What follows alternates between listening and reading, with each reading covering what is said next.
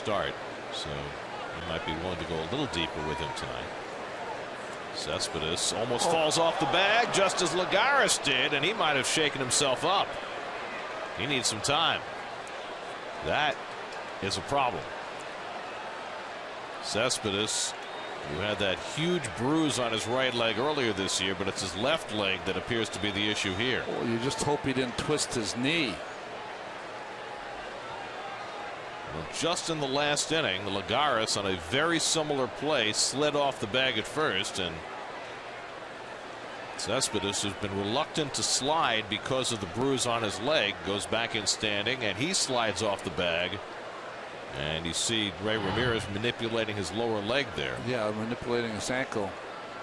Watch when he hits the base. Oh, it just turns right over. That's like a basketball injury. He was fortunate to stay on the base with that left foot, but clearly he's a little hobbled. Seeing if that left ankle can hold him.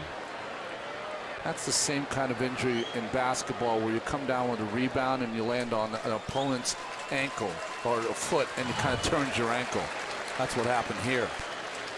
Well, preferably you'd love to go in and get that ankle retaped after you do something like that. But Cespedes wants to stay in the game. It is amazing he kept his toe on the bag after that.